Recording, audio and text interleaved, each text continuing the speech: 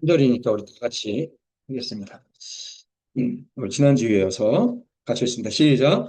여호와께서 이와 같이 말씀하시되 너희는 길에 서서 보며 옛적 길, 곧 선한 길이 어디인지 알아보고 그리로 가라. 너희 심령이 평강을 얻으리라 하나 그들의 대답이 우리는 그리로 가지 않겠노라 하였으며 아멘. 자, 우리 지난주에 이어서 웨스트민스터 신앙고백서의 역사적 배경과 같이 두 번째 시간을 보도록 하겠습니다. 여러분, 제가 나눠드린 프린트물 다 가지고 계시죠? 네. 이제 그럼 이제 계속 강의용 그 프린트물을 나눠드릴 거고요.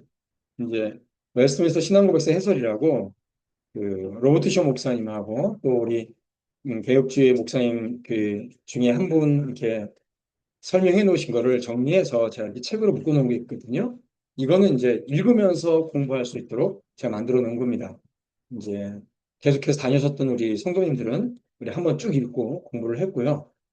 우리 교단에서 지금 교재 그 책이 한 권 나와서 그 책을 읽으면서 이것도 이제 각기 보완해서 하고 있습니다. 개정을 할 생각이고요. 그래서 이제 다시 책으로 완전 만들어 가지고 읽으면서 공부할 수 있도록 이제 만들어 놨어요. 왜냐하면 읽으면서 공부할 수 있어야 예를 들어서 여러분들이 이제 직분을 받고 뭐 안수집사, 권사 이렇게 장로 직분을 받고 다른 성도들을 전하고 가르칠 때 쉽게 이렇게 지도하고 가르칠 수 있기 때문에 능히 이렇게 읽으면서 스스로도 이렇게 보고 묵상할 수 있어야 되기 때문에 이렇게 제가 이렇게 만들었고요. 지금 이제 매주 나눠드리는 것은 제 강의용 또 간단한 교환입니다. 이거는 이제 강의를 들으면서 듣는 교환이고요. 이렇게 제가 계속해서 나눠드릴 테니까 또 그것도 이제 하나의 교재 이 안에 앞에 묶어서 같이 만들 거예요. 예, 오늘은 그래서 그렇게 아시고요. 지난주에 이어서 이제 우리가 웨스트민스터 항구백서 역사적 배경과 같이 두 번째 시간입니다. 지난주에 영국의 종교개혁, 헨리 8세의 종교개혁에 대해서 얘기를 간략하게 해봤어요. 영국의 종교개혁은 신앙적인 이유가 아니었죠. 정치적인 목적에 의해서 로마 교회와 단절했습니다. 그걸 말씀드렸어요. 그러다 보니까 비록 종교개혁이라고 말은 하지만 제대로 된 종교개혁이 아니었죠. 그냥 교황이 왕으로 바뀐 것뿐이었습니다. 그 외에 특별히 종교개혁이라고 할 수 있을 만한 것들이 없었죠. 그러나 하나님께서는 이 모든 것들을 그분의 작정과 섭리 속에 두셔서 바른 신학이 세워지고 구원의 복음이 온전히 전해지기를 열망하는 이 많은 신학자들, 이 성도들을 통해서 종교개혁의 완성을 향해서 가도록 주님께서 이끌어 주셨습니다. 이제 가장 대표적인 사람들이 우리가 영국의 청교도라고 부르는 사람들이죠. 이들은 권력자들의 어떤 핍박에도 불구하고 바른 구원의 신학과 온전한 예배를 위해서 자신의 인생을 다 헌신하고 바친 정말 믿음의 사람들이었습니다. 이런 사람들의 역사를 보면서 우리가 좀 닮아가야 돼요. 자, 이제 오늘은 본격적으로 이제 가장 문제가 되는 이 스튜어트 왕가와 청교도에 대해서 함께 보도록 하겠습니다. 이제 지난주 우리가 제임스 왕까지 간단히 봤어요.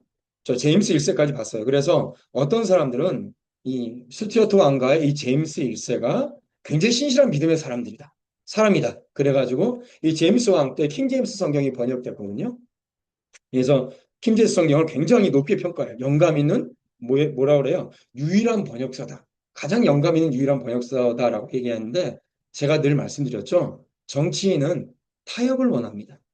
절대로 정확한 진리의 가치에 자신의 인생을 걸지 않아요. 대부분의 정치인들은 타협을 원해요. 뭐 하이델베르크 요리문답을 작성하게 한 뭐 프리드리히 독일의 선지자 프리드리히 정도는 모르겠습니다만 대부분의 당시 영국 왕들은요 그렇지 않았어요. 그냥 타협점을 찾고 살았어요.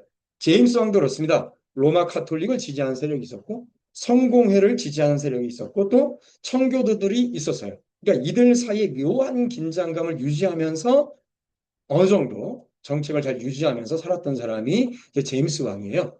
그래서 영적으로, 정신적으로, 종교적으로 자신이 이렇게 통치하기 위해서 킹 제임스 성경을 만든 거지 신앙적 이유가 역시 아닙니다. 자, 그래서 이렇게 제임스 왕까지 봤고요. 이제 정말로 문제가 되는 사람이 있어요. 제임스 왕이 죽은 다음에 찰스 1세가 왕이 됩니다. 이 찰스라는 말이 별로 안 좋은 것 같아요. 이름이 별로 안 좋은 것 같아요. 지금 그 영국 왕이 찰스 몇 세죠? 찰스 3세죠. 찰스 3세인데 그 영국 사람들이 가장 싫어하는 왕입니다, 지금. 인기가 없어요. 인기가 없어요. 예, 옛날에 죽었던 자기 그 다이애나 왕세자비 때문에 이 찰스 3세는 지금 되게 인기가 없고 빨리 죽고 그 아들 에드워드 황태자가 이제 그 왕이 되기를 원하거든요. 자, 잠깐 한번 보세요. 그냥 보시기만 해보세요. 제임스 1세의 뒤를 이은 것이 그 문제가 된 찰스 1세인데요. 이 사람 자체가 잉글랜드의 재난이었어요. 이 사람 자체가 재난이었어요. 예, 이때 유럽이 30년 전쟁 중이었는데, 뭐 그거는 이제 또 그 얘기하면 길어지니까 찰스 1세는 프랑스 왕실에서 성장했어요. 프랑스는 철저한 로마 카톨릭주의자입니다. 로마 카톨릭 왕국이에요. 그래서 프랑스의 종교개혁자들을 위군노라고 해요. 위군노. 영국의 종교개혁자들을 청교도라고 하고, 그런데 이 위군노를 엄청나게 핍박했던 것이 프랑스 왕가입니다. 그래서 이 사람은요, 프랑스의 반개혁주의 정서를 그대로 가져갔어요. 뿐만 아니라 프랑스의 전제군주, 강력한 절대 왕정을 굉장히 부러워했습니다. 강력한 군주제를. 그리고 왕권 신수설. 왕권 신수설이 뭐죠? 왕의 권한은 하나님이 부여하신 것이다. 이 왕권 신수설을 굉장히 추앙했던 사람이 이 찰스 1세예요. 게다가 이단인 아르미우스, 알미니안들을 굉장히 지지해줬어요. 알미니안 이단이거든요. 네. 그러니까 여러분 종교개혁자들이 이 사람을 좋아할 리가 있겠어요? 당연히 없죠. 없죠. 그러니까 늘 이 사람 자기 마음대로 하려고 했습니다. 그리고 의회와 늘 부딪혔고요. 의회와 부딪히고 국민들하고 부딪히고 다른 나라하고 부딪히고 평생을 싸우면서 살았던 사람이 찰스 1세였어요. 그래서 이 사람은 카톨릭으로 회귀하려고 했는데 사실 이게 여의치 않으니까 강력한 성공회, 그러니까 자기가 여전히 왕이 교황이 되는 성공회를 굉장히 강력하게 밀어붙였어요. 찰스 1세는 어떻게 보면 이 사람은 그 뭐랄까요? 전쟁왕이에요, 전쟁왕. 맨날 싸워요. 스페인하고 전쟁하고요. 또 프랑스하고 전쟁을 하고요. 그것도 의회의 승인 없이 자기가 전쟁을 치릅니다. 여러분, 왜 전쟁했는지 아세요? 스페인하고 맨 처음 전쟁을 했어요. 전쟁을 한 이유가 웃겨요. 이 사람이 원래는 왕위에 들어가기 전에 왕세자로 있을 때, 지금 우리식으로 얘기하면 왕세자죠. 왕세자로 있을 때 원래는 스페인 공주하고 결혼하려고 했어요. 근데 스페인 공주가 거부를 한 겁니다. 얼마나 기분이 나빠요. 자존심 상하잖아요. 왕이 된 다음에 스페인한테 전쟁을 건 거예요. 이거 되게 웃기죠. 기분이 나빠서 전쟁을 치른 거예요. 근데 이겼을까요? 졌을까요? 예, 이겼으면 말을 안 하죠. 졌어요. 졌어요. 이게 전쟁이라는 게 명분도 중요하고 실리도 있어야 되는데 명분이 쓰지 않은 거죠. 그 다음에 또 프랑스하고 전쟁합니다. 아니, 자기 와이프가 프랑스 공주예요. 프랑스하고 전쟁을 해요. 이유는 겉으로는 프랑스 왕가가 로마 카톨릭이 종교개혁자애들인 위군노를 핍박해서 위군노를 구하겠다라고 했는데 원래는 그게 아니고 스페인하고 전쟁을 치러 졌잖아요. 그러니까 이 왕의 권위가 땅바닥으로 떨어졌을 거 아니에요. 그거를 회복시키려고 프랑스하고 전쟁을 건 거예요. 여러분, 당시 유럽에서 프랑스하고 스페인은 가장 강력한 왕국이었어요. 전쟁을 걸면 안 돼요. 전쟁을 걸면 안 되는 나라였어요. 근데 전쟁을 걸은 거죠. 자, 이겼을까요? 졌을까요? 또 졌어요. 그러니까 이 두 가지 전쟁을요, 의회의 승인 없이 무리하게 진행을 한 겁니다. 그러니까 여러분 전쟁을 하면 돈이 들잖아요. 막대한 전비를 그냥 낭비한 거예요. 결국 패배했어요. 이기기라도 했으면 뭐라도 얻을 수 있죠. 그 얼마나 바보예요. 그러니까 잇따른 전쟁 실패, 재정적인 파탄. 그래서 찰스 1세는 의회의 승인 없이 뭘 하냐? 강제로 기부금을 매겨요. 강제로 세금을 매겨요. 막 부남제라고 해가지고 막 세금을 막 걷어들입니다. 그래서 이 분노한 의회가 1628년에 왕에게 세금 징수의 부당성을 지적하는 권리청원을 제출해요. 자, 우리 학생들 이거 시험에 나오는 거예요. 권리청원. 세계사 시험에 나와요. 권리청원을 제출해요. 이 권리청원 내용이 뭐냐면 왕이 의회의 동의 없이 세금을 강제로 징수하지 못하게 하자. 강제로 대출하지 못하게 하자. 불법적으로 체포하고 투옥하지 못하게 하자. 이거예요. 이 나중에 찰스 1세가 뭘 만드냐면 자기 밑에 그러니까 자기 밑에 경찰을 쉽게 얘기하면 자기 경찰을 둬가지고 이 왕권 재판권을, 왕의 재판권을 따르고요. 의회 승인 없이. 예. 그러니까 자기 마음대로 하는 거예요. 그러니까 의회가 그러면 안 된다. 지금 당신이 우리 이 뜻대로 하지 않고, 우리하고 의논도 하지 않고, 지금 두 번이나 전쟁해가지고 나라가 파탄 지경이다. 그러면서 당신 돈 벌려고 또 강제로 세금 징수하냐? 하지 말아라. 이렇게 얘기했거든요. 그러니까 찰스가 전쟁에 졌잖아요. 그러니까 좀 정치적으로 불리하니까 승인을 해줍니다. 그런데 아니나 달라 그 다음 해에 1629년에 자신의 군대들을 데리고 와서 의회를 해산시켜버려요, 강제로. 그래서 독단적으로 11년 동안 자기가 독재를 합니다. 자기 마음대로죠. 그리고 또 이뿐만 아니라 강제적인 종교 정책들을 굉장히 막 해요. 제임스 1세부터 잉글랜드 왕이 영국 제도 전체를 다스렸잖아요. 그러니까 이 찰스도 잉글랜드도 다스리고 아일랜드도 다스리고 또 스코틀랜드도 다스렸어요. 근데 스코틀랜드에 자신의 성공의 예식을 강요를 합니다. 이 로마 카톨릭하고 똑같아요. 별로 차이가 없어요, 성공에는. 근데 이때 당시에 스코틀랜드는요, 철저하게 이미 장로교주의가 이미 딱 자리를 잡았어요.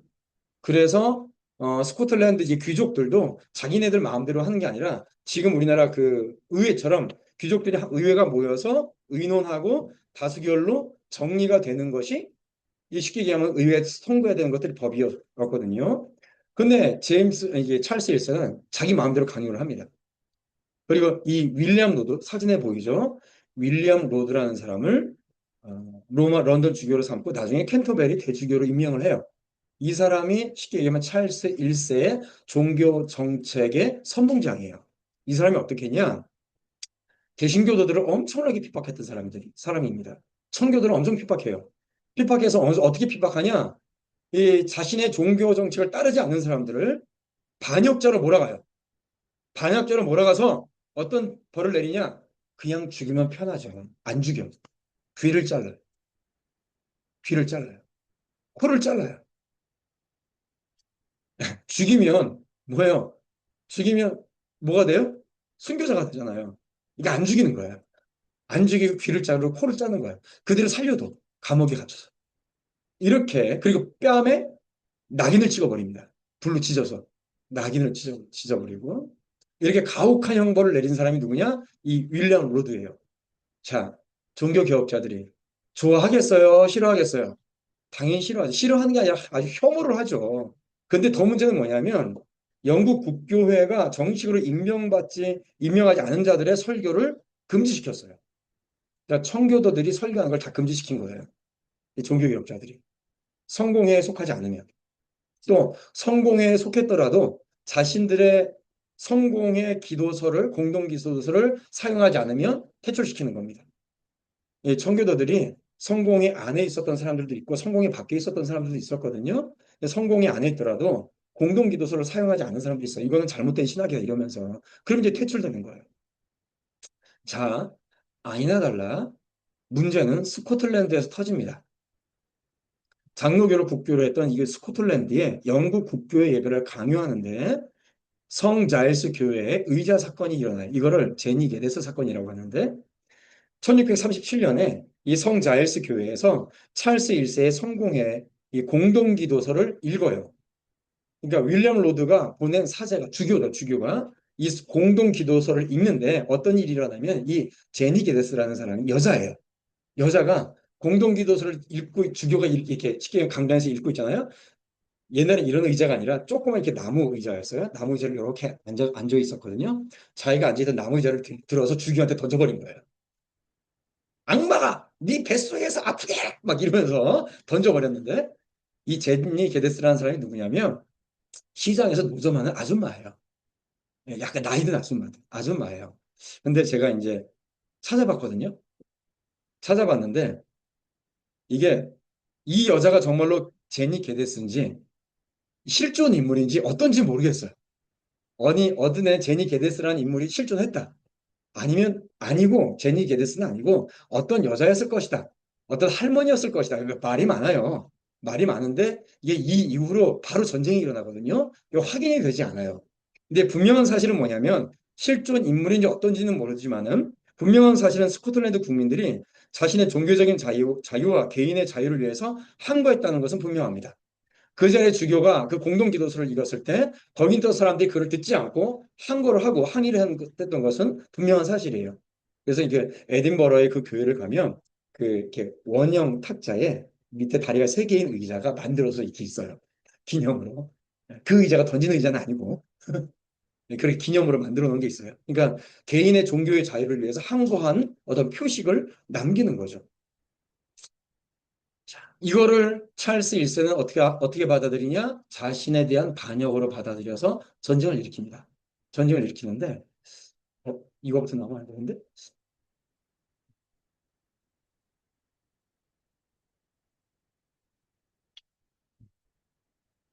잠깐만요. 죄송합니다. 네, 제대로 잘못됐나 봐요. 제가. 음.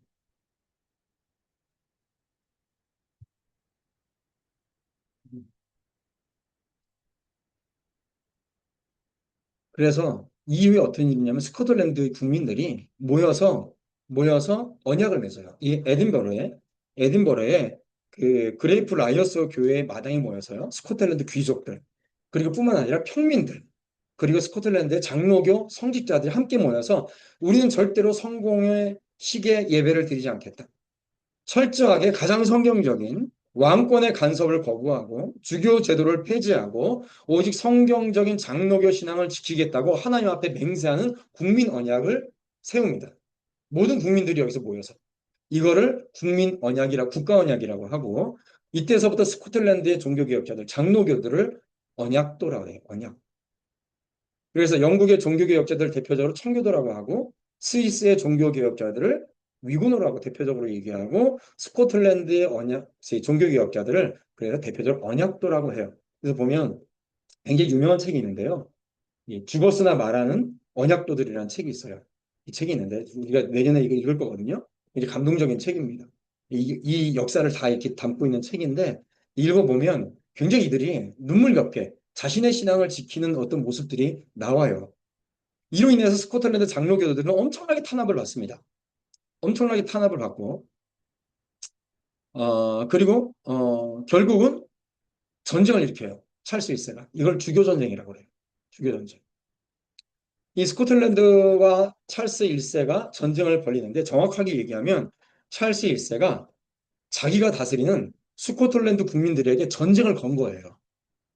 스코틀랜드 국민들이 전쟁을 하자는 얘기가 아니었거든요. 그러니까 찰스 1세는 자기가 뭘 잘못했는지 지금 모르는 거예요. 보세요. 처음에 스페인하고도 전쟁에서 졌죠. 프랑스하고 전쟁에서 졌죠. 이제 자기 국민들하고 전쟁을 합니다. 이 사람은. 참 정신없는 사람이죠. 이 스코틀랜드가 엄청나게 잉글랜드한테 핍박을 많이 받아요. 여러분 이제 지금 여담으로 지금은 한참 이제 월드컵 막 끝났어요? 결승전 했어요, 월드컵?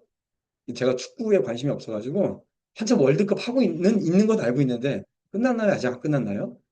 여러분들도 축구에 관심이 없고 거룩하게 사시는군요. 하여튼 월드컵을 하고 있는데 스코틀랜드하고 잉글랜드가 팀이 다 달라요. 잉글랜드 팀 따로 있고 스코틀랜드 팀 따로 있어요. 영국 팀이 아니에요. 잉글랜드가. 근데 스코틀랜드 국민들, 이거 스코틀랜드인지 직접 얘기한 겁니다. 스코틀랜드 사람들이 축구를 할 때 누구를 응원하는지 아세요? 써 있어요. 스코틀랜드 대표팀. 또 하나, 잉글랜드 팀과 싸우는 상대편. 이 두 팀을 응원한대요, 자기네들은. 무조건 잉글랜드하고 싸우는 팀은 무조건 그 팀을 계속해서 응원하는 거야, 얘들은. 이게, 보통, 이게 아니더라고요. 그러니까, 그 스코틀랜드의 역사를 보면, 이때서부터 이미 그냥, 이때부터가 아니라 그 전서부터 잉글랜드한테 굉장히 많은 핍박을 받았거든요.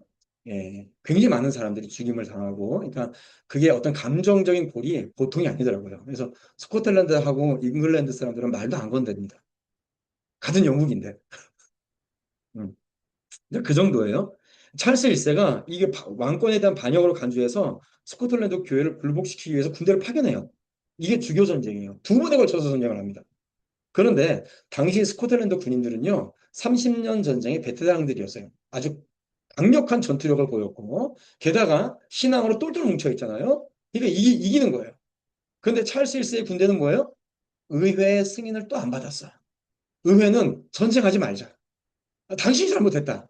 찰스 1세는 기분이 나쁘죠. 전쟁을 치른 거예요. 그런데 그러니까 돈이 없어요.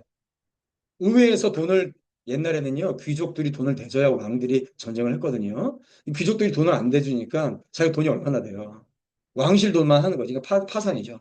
게다가 완전히 사기 조화로 사기가 저하돼가지고 오합지졸인 거예요. 그러니까 1차 전쟁에서 졌어요. 휴전을 한 거예요. 왜? 돈이 없으니까. 그래서 의회를 소집해서 전쟁 자금을 달라고 합니다. 의회를. 이게 단기 의회인데. 근데 지금까지 자신들을 우습게 여겼던 의회가 찰스 1세의 말을 들어줄까요? 안 들어줄까요? 안 들어주죠. 아, 전쟁하지 말아라. 끝내. 그런데 찰스 1세가 싫어. 나 전쟁할 거야. 또 전쟁합니다. 그 다음에 문제는 찰스 1세가 또 의회를 해산시켜버려요. 문제는 자기 마음대로 전쟁을 일으켰으면 이기기라도 해야지. 대패를 합니다. 그냥 패하는 게 아니라 대패를 해요. 뉴번 전투에서 스코틀랜드 군인들이 대승을 해가지고 어느 정도냐면 잉글랜드 북부 지역을 스코틀랜드 군인들이 아예 점령을 해버려요.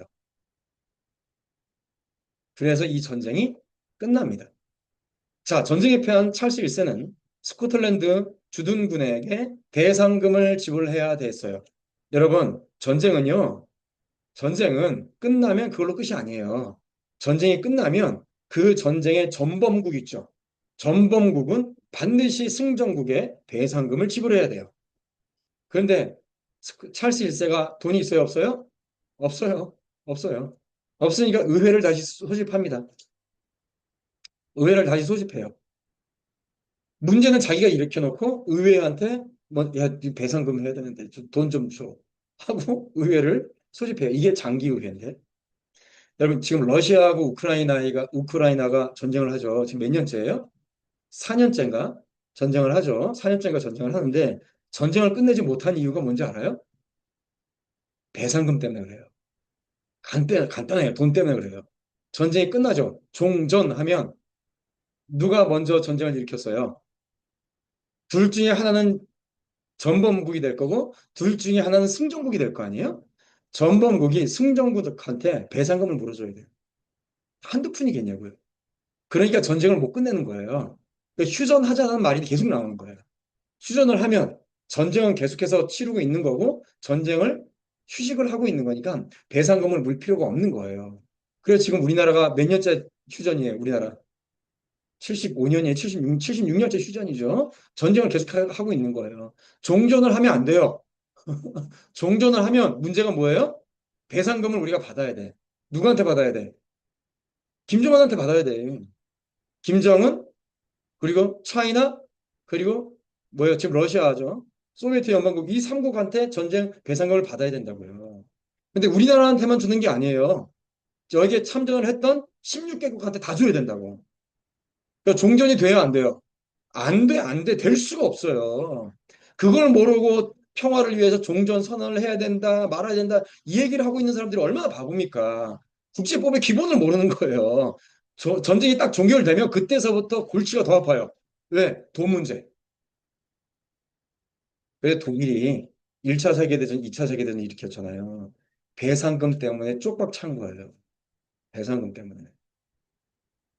배상금을 엄청나게 물었어요. 그러니까 찰스 1세가 전쟁을 일으켰잖아요. 졌잖아. 이겼으면 모르는데 배상금을 물어야 되는 거예요. 그러니까 의회가 그래서 또 모였습니다. 의회가 모였어요. 의회가 개혁안을 처리해요. 처리하는데 도저히 안 되겠다. 왜냐하면 찰스 1세가 맨날 자기 군대 데리고 가가지고 의회 해산시키고 자기가 독재를 하니까 의회가 개혁안을 처리해요. 3년마다 의회가 의무적으로 열리도록 해야 된다. 두 번째는 이 찰스 1세가 강력하게 물었던 이 강제세금 없애자. 없애자. 그리고 왕립재판소 폐지하자. 이 찰스 1세가 자기 마음에 안 들고 쉽게 얘기하면 자기의 강력한 어떤 종교 그런 법률에 거부하는 사람들을 이제 쉽게 하면 국가 그 내란죄로 잡아들여가지고 마음대로 재판을 했거든요. 왕립재판소를 폐지를 시켜버렸어요. 그러니까 가만히 보니까 이게 찰스 1세가 기분이 좋아요, 안 좋아요? 기분이 나빠. 근데 또 한 가지는 뭐냐면 스코틀랜드에서 배상금을 받아야 되잖아요. 지금 영국은 돈이 있어요, 없어요? 잉글랜드는 돈이 없어요. 왜 찰스 1세가 계속 전쟁을 일으키니까 돈이 없어요. 그러니까 스코틀랜드에서 배상금을 받는 대신 우리가 같은 왕 안에 같은 국가인데 종교개혁을 이때 제대로 우리가 완성을 시키자. 완성을 시켜서 교회 예배, 교리, 그리고 동일한 교회 조직을 가질 수 있도록 하자. 돈 안 받을게. 돈 안 받을 테니까 종교개혁을 완수시키자라고 얘기를 한 거예요. 그러니까 정치적으로, 종교적으로 찰스 1세의 그때까지 정책이 완전히 무효가 되는 거죠. 찰스 1세가 그래서 안 되겠다. 자신의 왕권이 완전히 무너질 것 같아서 1642년에 의회를 습격을 합니다. 자신의 친위대를 데리고 와서 의회를 다 습격을 해요. 군대를 데리고 와서. 근데 이제 의회들은 뭐예요? 더 이상 못 참는 거죠. 찰스 1세가 의회를 해산한 게 한두 번도 아니고, 나라를 망국으로 일으킨 것도 한두 번도 아니고, 그래서 도저히 안 되겠다 해서 의회도 자신의 군대를 일으켜서 찰스 1세와 전쟁을 벌여요. 이것이 잉글랜드 내전이에요. 이거 뭐예요? 그래서 이 잉글랜드 내전이 옛날에는 청교도 혁명이라 했는데 청교도 혁명이 말이 안 맞다 그래서 청교도 혁명이라는 말을 안 써요. 왜냐하면 청교도들이 혁명을 일으킨 게 아니니까. 찰스 1세가 의회를 습격해가지고 의회에는 청교도들도 있고 청교도가 아닌 사람들도 있거든요. 그래서 잉글랜드 내전이 찰스 1세를 통해서 일어나게 됩니다. 그 와중에 종교개혁의 완성을 위해서 이 전쟁 중에 웨스트민스터 사원에서 의회가 모여가지고 신앙고백서를 만들어요. 전쟁 중에. 대단한 거죠. 더 이상 국가 권세자에 의해서 교회가 움직이면 안 되고 철저하게 성경에 근거한 바른 예배, 성경에 근거한 교회 정치, 성경을 통한 구원의 교리를 제대로 정립하자라는 의미로 의회가 모든 돈을 걸고 무려 5년 7개월 동안 신학자들이 모여서 만든 것이 웨스트민스터 신앙 고백서예요. 전쟁 중에 만들었어요. 전쟁 중에. 전쟁보다 더 중요했던 것들이죠. 그래서 웨스트민스터 신앙 고백서를 보면 순서가 잘못됐나요? 자, 우리가 제가 교환에도 보냈지만 무려 5년 8개월 가까이 모였습니다. 1163회 동안 정규회의를 모였어요. 그러니까 토요일 날하고 주일 날은 자기 교회를 섬겨야 되니까 갖고 월요일부터 금요일까지 매일 모인 거예요. 매일. 목사님이 한 121명 정도 되고요. 장로교, 회중파, 독립파 끝없이 모였고요. 여기는 상원의원, 영국의 상원의원, 그리고 하원의원도 모였습니다. 신학적 고문으로 스코틀랜드 6명이 같이 모였고요. 그래서 그 결과물로 예배 모범, 교회 정치, 신앙 고백서, 대소요리 문답이 만들어졌어요. 그러니까 뭐냐면 이 웨스트민스터 신앙 고백서는요. 종교 개혁의 최종적인 결과물이에요. 열매예요. 그래서 그동안 있었던 모든 요리 문답과 그리고 여러 가지 고백서들을 함께 모아서 가장 성경적으로 완성된 교리 문답을 만든 것이 신앙 고백서예요. 그래서 웨스트민스터 신앙고백서의 이 원리를 보면 첫 번째로 성경의 절대적인 권위를 가지고 시작했어요. 모든 신앙과 행위의 최고이자 유일한 권위는 성경에 있다. 성경은 스스로 자신의 권위를 증명하고 인간의 이성이나 교회의 전통보다 또 권세자들의 어떤 말보다 우선한다. 라는 것이 가장 기본적이었습니다. 그래서 성경의 절대적인 권위를 두 가지예요. 오직 성경과 전체 성경이에요. 오직 성경은 뭐예요? 유일하고 최종적인 권위가 성경이다. 개인의 경험, 여러분, 기독교는요, 개인의 경험보다 우선하는 것이 성경의 교리입니다. 그걸 잘 기억해야 돼요. 내가 어저께 꿈에 주님을 봤는데, 뭐 무슨 음성을 들었는데, 이거는 전혀 소용이 없어요. 하나님의 말씀에 근거한 거예요. 그리고 뭐 교황의 교시, 교회의 전통, 어떤 권세자들의 어떤 명령, 이거보다 중요한 게 뭐냐면 오직 성경의 권위가 첫 번째예요. 그 다음에 성경의 절대적 권위 중에 전체 성경이 중요합니다. 어떤 특정한 성경 한 구절을 가지고 얘기하는 게 아니라 성경 전체, 일부 가르침이 아니라 성경 66권 전체의 통일된 메시지와 맥락 속에서 이해하고 해석해야 돼요. 어떤 분들을 보면 성경 어디 쭉 펴고 아니 성경에 이렇게 기록돼 있지 않습니까? 이렇게 얘기를 해요. 근데 그 성경에 대해서 다른 성경의 용도나 아니면 문화적이고 또 역사적인 배경은 전혀 생각하지 않고 내가 경험한 게 성경적으로 맞다라는 용도로 이 성경을 이용해요. 그건 뭐냐면 잘못 오용하는 겁니다. 그래서 성경의 절대적인 권위라는 의미를 가질 때는 오직 성경과 그리고 전체 성경이라는 의미가 가지고 있어요. 자, 두 번째로 하나님의 절대 주권과 작정입니다. 칼빈주의 5대 교리를 바탕으로 해서 구원의 시작, 인간의 내 영혼의 구원뿐만 아니라 모든 역사를 주관하시는 하나님의 역사하심, 그 계획과 절대적인 주권 아래 진행됨을 고백을 하고 있어요. 여러분, 그 개혁주의 5대 교리가 뭐예요? 개혁주의 5대 교리, 튤립 교리. 첫 번째 뭐예요? 전적 타락, 전적 타락. 오직 성경 이거 나오는 거는 이 종교개혁의 5대 원리고, 5대 오직이고. 튤립 교리 첫 번째 뭐예요? 전적 타락. 이 배우 뭐해? 그 다음에 항거할 수 불가항력적인 은혜, 항거할 수 없는 은혜, 조건 없는 선택, 조건 없는 선택부터 이해되죠? 조건 없는 선택, 제한 속죄, 불가항력적인 은혜, 그리고 성도의 견인, 이게 칼빈주의 5대 교리죠. 이거에 근거해서 개인의 구원의 시작과 모든 역사의 주관자가 하나님이시다라는 것을 가지고 성경을 정리했고요. 세 번째는 언약 사상이에요. 네.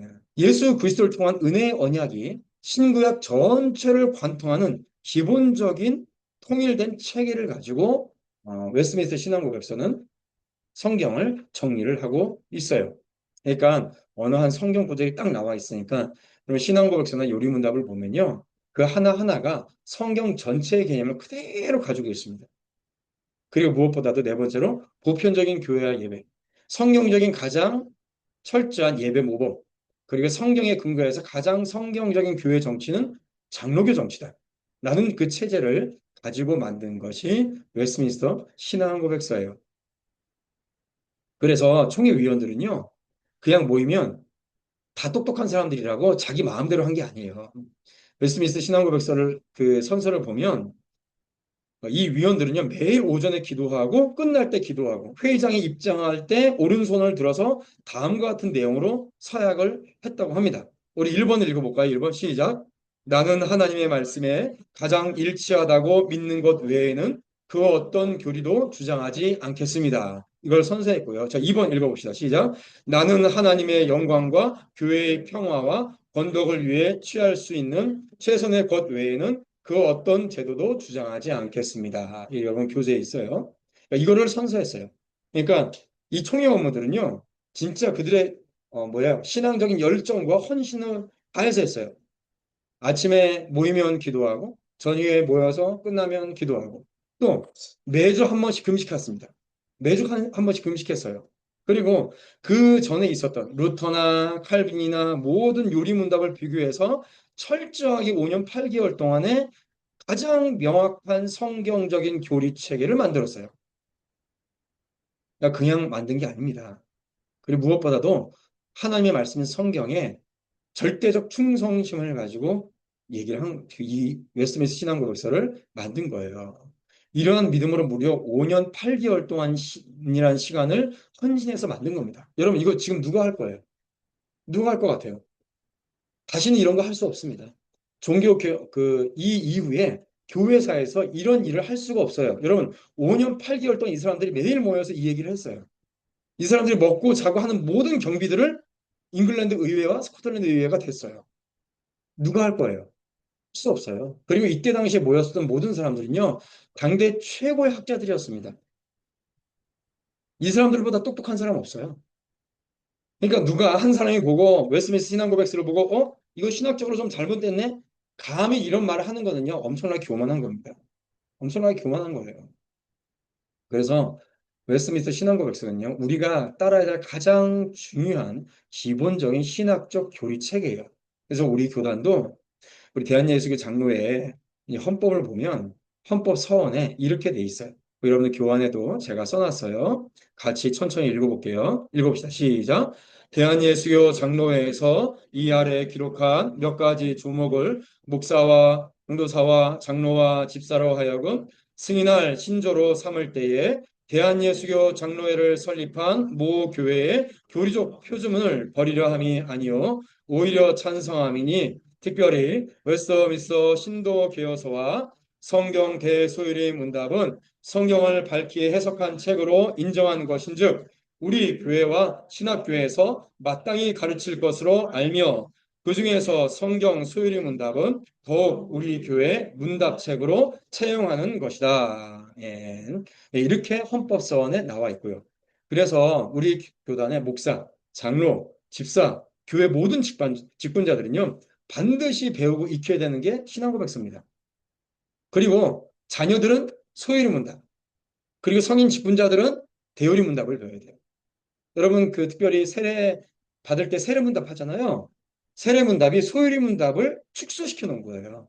그러니까 신앙 고백서하고 대소유리 문답을 공부하면 세례 문답을 할 필요가 없어요. 근데 문제는 뭐예요?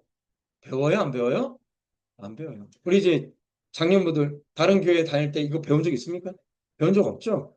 이게 무슨 얘기냐면 여러분, 제가 늘 말씀드리지만 이것만 배워도 우리의 구원에 대한 체계, 구원자의 삶, 어떻게 살아야 되는지, 그리스도인의 정치관, 그리스도인의 가정관, 그리스도인의 직장관, 세상에서 어떻게 생활해야 되는 어떤 삶에 대한 것들을 완벽하게 정립할 수가 있습니다.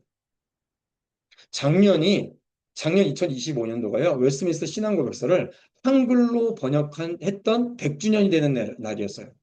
100주년의 날이었어요. 그런데 우리나라 장로교회에서 아무것도 안 해요. 왜? 관심이 없다는 얘기예요. 다 쓸데없는 거 하고 있어요. 이상한 거 가르치고 있어요. 그러니까 신앙적으로 제대로 된 체계를 잡아서 살아갈 수가 있어요. 구원이 뭔지도 모르고, 뭐 맨날 신천지 무슨 이단 있으면 그 신천지 이단 너무나도 무섭다, 상관하면 안 된다, 뭐 이런 얘기를 하지만 정작 가르쳐 주는 게 뭐냐고. 신천지도 와서 듣고 배워야지.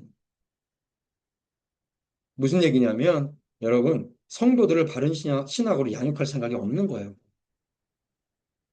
다시 말씀드리면 이것만 여러분들이 잘 배우고 붙잡아도요, 웬만한 거 다 정리가 되고 분별할 수가 있습니다. 그래서 여러분 신앙국서를 배워야 되는 이유가 뭐예요? 신자의 믿음의 대상과 믿음의 내용을 체계적으로 알아야 돼요. 믿음은요, 체계적인 지식이에요. 배워야 아는 거예요.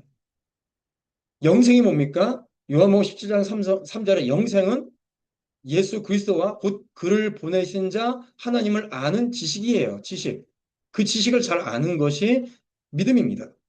근데 내가 믿어야 할 대상과 믿음의 내용을 제대로 알지 못하는데 어떻게 내가 믿을 수 있어요? 여러분 알지 못하면요. 그럼 믿는 거 아니에요.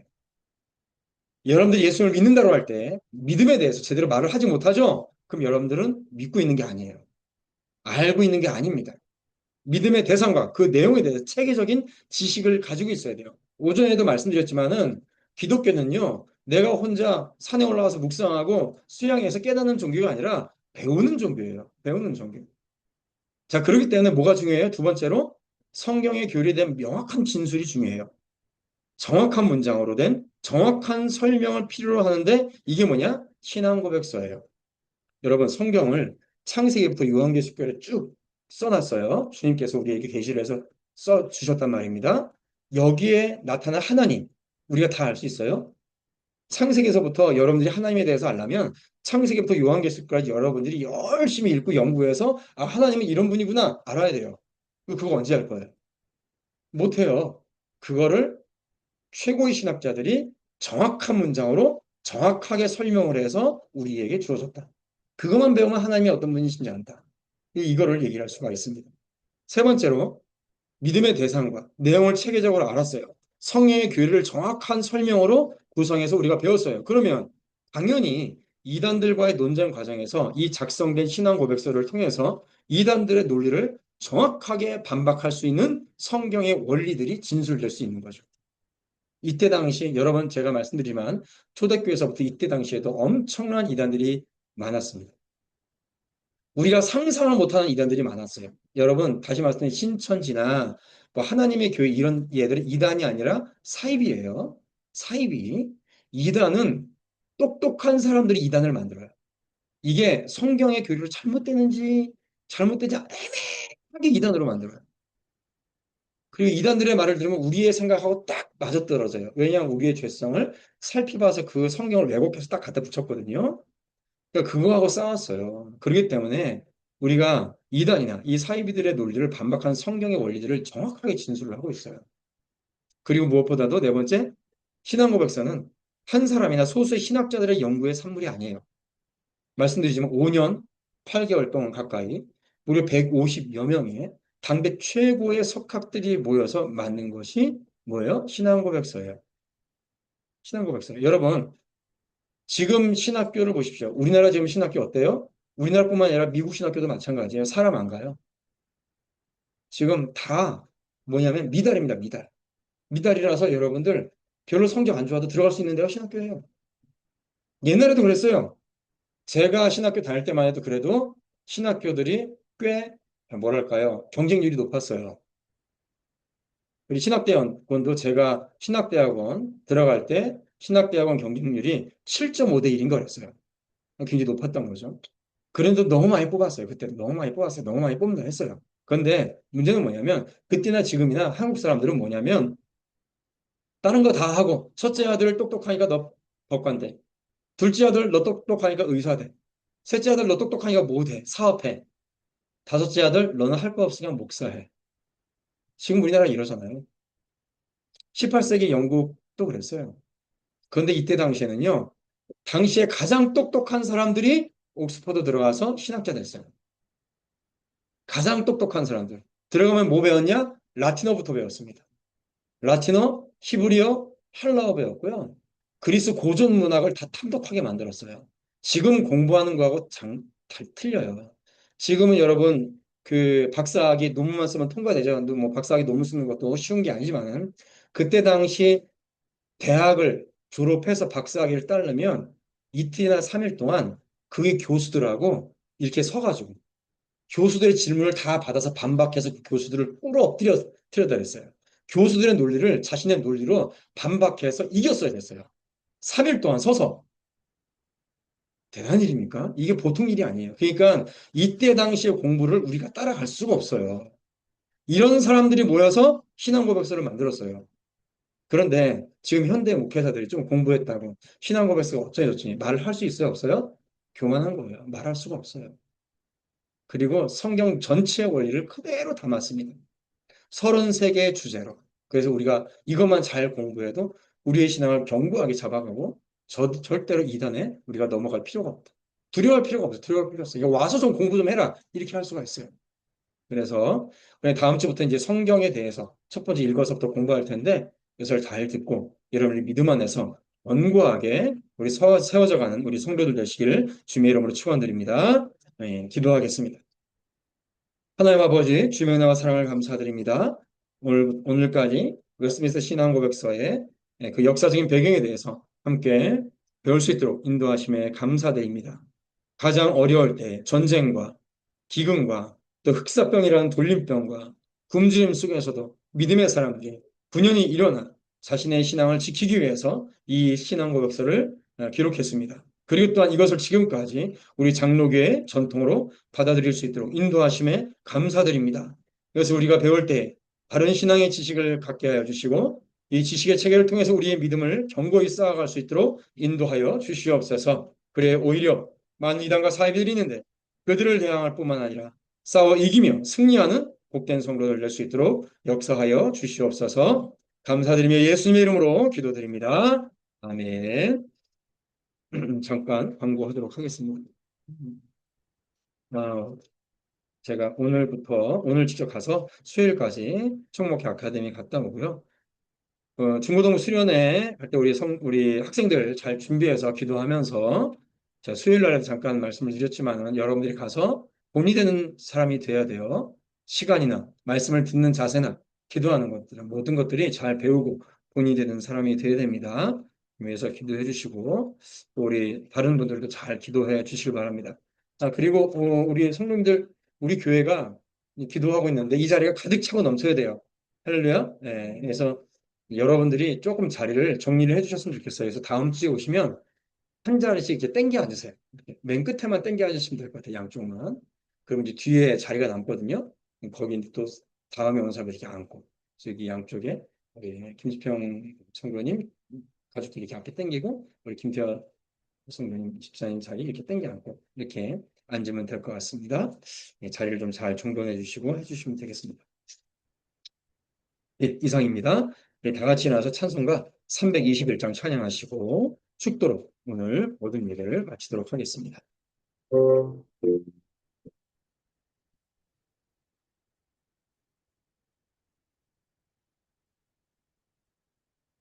날 대속하신 예수께 내 생명 모두 드리니 늘 진실하게 하소서.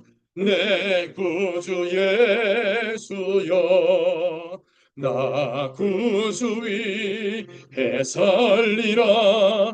내 기쁨 한량 없으리. 내 갈 길 인도하소서. 내 구주 예수여, 날 구원하신 예수를 일평생 의지하오니 날 영접하여